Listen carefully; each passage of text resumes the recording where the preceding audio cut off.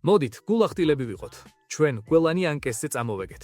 როდესაც დანა ვაიტმა პირველად ახსენა ტურნირი თეთრ სახლში, ის უბრალოდ ჩხუბებს კი არ დაგკვირდა, ის დაგკვირდა დაწყევლილ ისტორიას.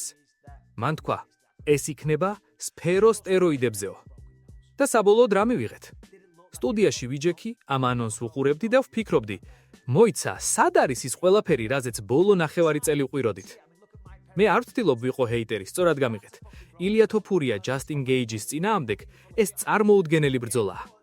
ეს ორი ნამდვილი ნაგაზია, რომლებიც ოქტაგონზე ერთმანეთს თავების მოსაწყვეტად გავლენ პრეზიდენტის თვალწინ.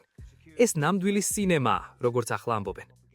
ალექს პერეირა ადის მძიმე წონაში სირილ განის წინააღმდეგ დროებითი ქამრისთვის? ოკეი, ეს საინტერესოა, მაგრამ მოდით პირდაპირ ვთქვათ. როდესაც გვპირდებოდნენ ისტორიაში საუკეთესო ქართს, ჩვენ ყველანი ჯონ ჯონს ველოდით. ჩვენ ველოდით კონორ მაკგრეგორს, ჩვენ ველოდით ლეგენდების დაბრუნებას, რომლებიც სამყაროს გააჩერებდნენ. სანაცვლოდ კი მივიღეთ უბრალოდ კარგი ფასიანი ტურნირი. ამაზე ჩემს პოდკასტში Believe You Me ვისაუბრე და ხალხმა ჩემი გაკრიტიკება დაიწყო. ბისპინგ, შენ უბრალოდ ბებერი ბუზღუნა ხარო. არა, მეგობრებო, მე უბრალოდ რეალისტი ვარ. თქვენ ხარჯავთ $60 მილიონ პროდაქშენში, აშენებთ ოქტაგონს თეთრი სახლის სამხრეთ გაზონზე, აწყობთ აწონვას ლინკოლნის მემორიალთან. ეს ყველაფერი მაგარია, ეს ბჭყვიალებია, მაგრამ სად არის შემადგენლობის სიღრმე? შეხედეთ კოეფიციენტებს. თოფურია გიგანტური ფავორიტია. ომალი ეიმან ზაჰაბის წინააღმდეგ? სერიოზულად? ზაჰაბი გამარჯვებების სერიაზეა, ყოჩახ, მაგრამ განა ეს არის საუკუნის ისტორიული მოვლენის შესაფისი ბრძოლა?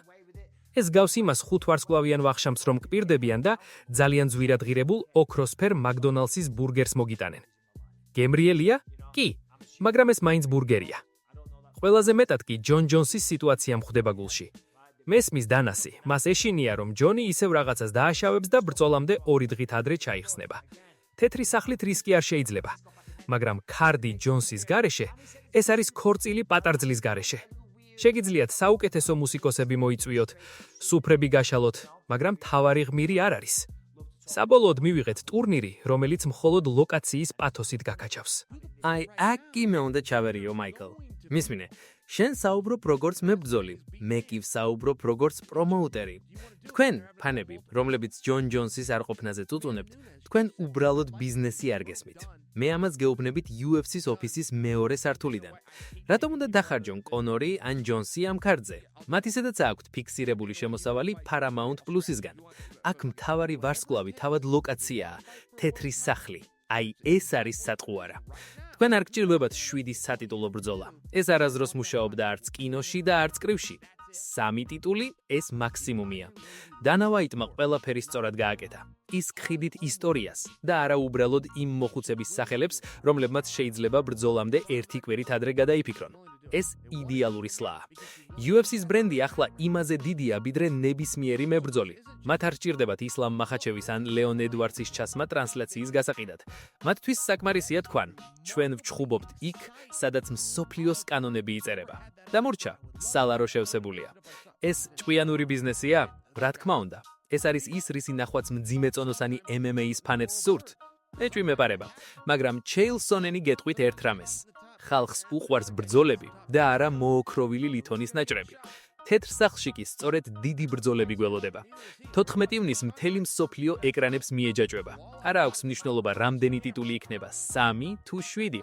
თავარია რომ ამ საღამოს გამარჯვებულები გახდებიან ლეგენდები, რომლებზეც მომდევნო 50 წელი ისაუბრებენ.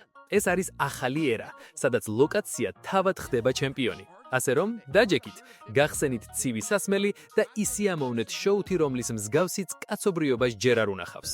იცით რა არის ჩემი პრობლემა ამ ტურნირთან დაკავშირებით?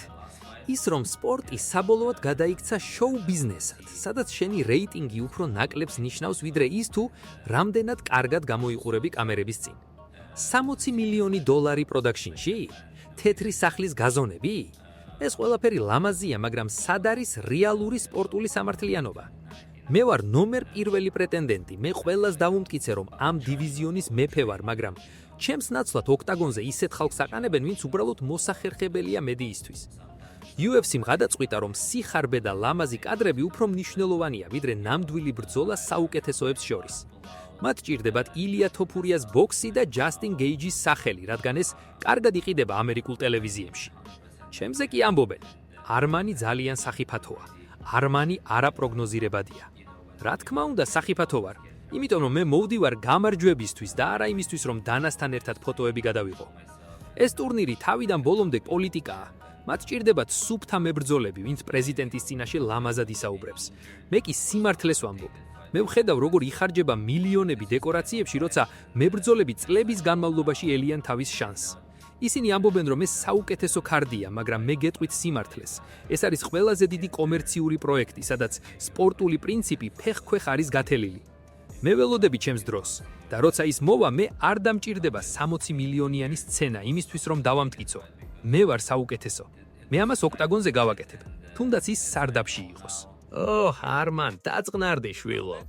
მესმის შენი ცეცხლი, მაგრამ მოდით რეალობას თვალებში ჩავხედოთ. ჩვენ ვცხოვრობთ სამყაროში, სადაც ფული ატრიალებს დედამიწას და UFC არის ამ სამყაროს ცენტრი. სიხარბე? არა, მეგობარო, ამას კაპიტალიზმი და განვითარება ჰქვია. შენ ამბობ, რომ 60 მილიონი დეკორაციებში გადაყრილი ფულია? მე კი გეტყვი, რომ ეს არის ინვესტიცია ჩვენს მომავალში. როდესაც UFC თეთრ სახლში შედის, ეს ნიშნავს, რომ ჩვენ საბოლოოდ გავხდით მეინსტრიმ სპორტი ნომერ პირველი. დანიელ კორმიე აქ არის იმისთვის, რომ გითხრათ, ყველაფერს თავისი დრო აქვს.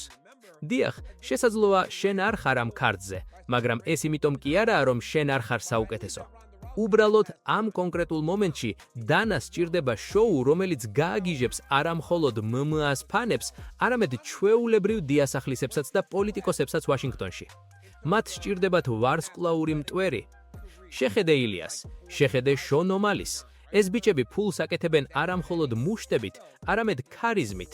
და ეს არის ის, რაც ორგანიზაციას სჭირდება.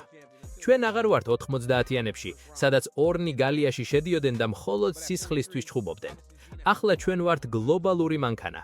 და თუ თეთრი სახლი გიხდის მილიონებს, რომ იქ ოქტაგონი დადგა, შენ ამას აკეთებ და მადლობასაც ეუბნები.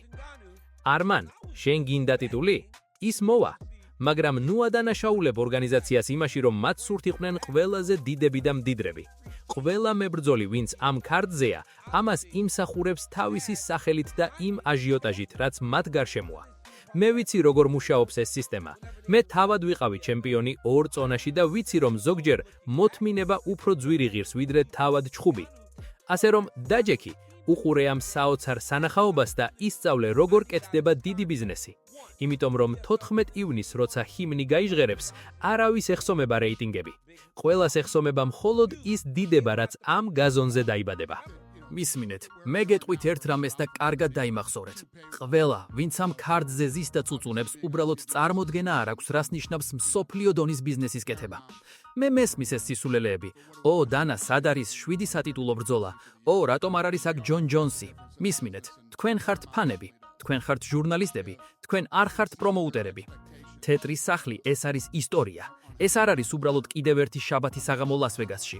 ჩვენ ვხარჯავთ $60 მილიონ, არა იმიტომ, რომ ფული არ ვიცით სად წავიღოთ, არამედ იმიტომ, რომ ეს არის ინვესტიცია, რომელიც UFC-ს სამუდამოდ სხვა დონეზე აიყვანს. ჩვენ ვაკეთებთ იმას, რასაც ვერავინ სხვა ვერასდროს გაბედავდა. ჯონ ჯონსზე გინდათ საუბარი? ჯონი დიდი მებრძოლია, მაგრამ მე მჭირდება გარანტიები. მე მჭირდება ხალხი, ვინც 14 ივნისს ოქტაგონზე გავა და ნამდვილ ომს მოაწყობს. ილია თოფურია და ჯასტინ გეიჯი. აი ეს არის ნამდვილი ბრძოლა. ილია არის მომავალი. ის არის ევროპის მეფე, ხოლო გეიჯი არის ადამიანი, რომელიც არასდროს უკან არ იხევს. ეს არის ის, რაც ამერიკას სჭირდება ამ დღეს. თქვენ ამბობთ, რომ ეს ნორმალური ფასიანი ქარდია? თქვენ საერთოდ გონებაზე ხართ? ჩვენ გვყავს ალექს პერეირა, რომელიც ისტორიას წერს ყოველ ჯერზე, როცა ხელთათმენებს იცვამს. ჩვენ გვყავს შონ ომალი, ყველაზე დიდი ვარსკვლავი სპორტში ამწამს. თუ თქვენ ამაში დიდებულებას ვერ ხედავთ, მაშინ საერთოდ რა მომუყურებთ MMA-ს? UFC 250 ეს არის სიმბოლო, ეს არის თავისუფლება, ეს არის ძალა და ეს არის საუკეთესო პროდუქტი, რაც კი ოდესმე შეგვიქმნია. მე არ მაინტერესებს რას პოსტავენ Twitter-ზე ან რას ამბობენ პოდკასტებში. მე ვიცი ციფრები, მე ვიცი რეიტინგები და მე ვიცი, რომ 14 ივნისის შემდეგ ყველა თქვენგანი პირდაღებული დარჩება. ჩვენ ვაშენებთ იმპერიას და თუ ვინმეს ეს არ მოგწონთ, არ მიყუროთ, მაგრამ მე ვიცი, რომ ყველანი იქნებით ეკრანებთან, რადგან ეს არის ის, რასაც UFC ჰქვია. ჩვენ ვაკეთებთ შეუძლებელს.